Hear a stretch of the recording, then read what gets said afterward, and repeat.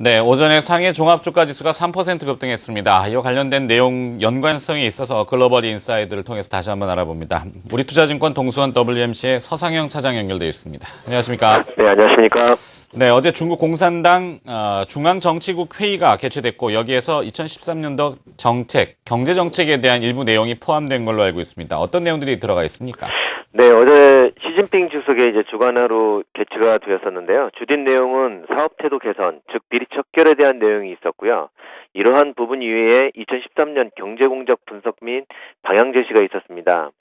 이 경제공작 기본 방향을 요약해보면 내년에는 경제 발전에 유리한 조건이 있지만 동시에 어려움도 여전하고 여러 가지 도전이 지속될 것이라는 점을 이야기하며 긴박감을 늦추지 않고 고난에 대한 극복을 위해 지속적으로 내실을 가져야 한다는 내용이 있었습니다.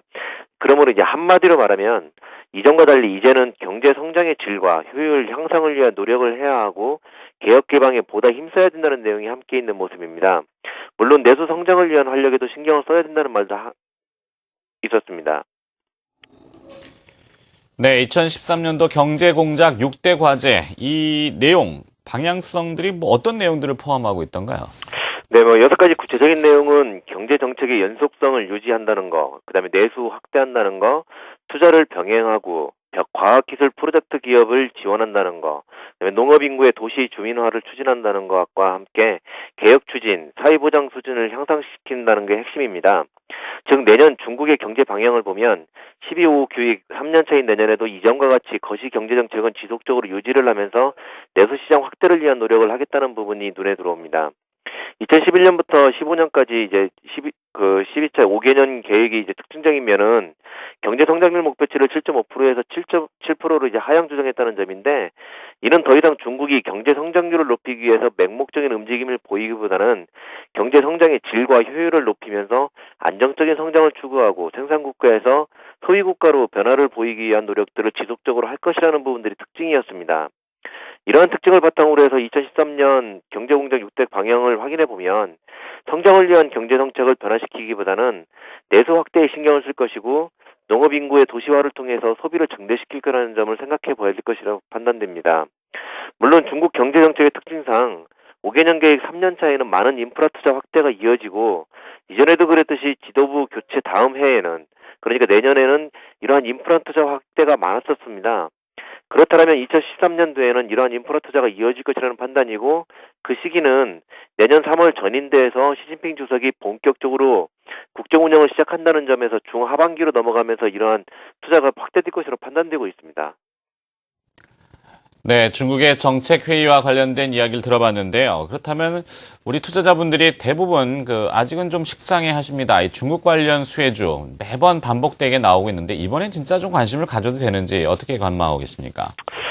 일단은 중국인의 저축률을 보면 2009년도에 53%에서 지속적인 하락을 하면서 작년에 50%까지 하락을 했는데요.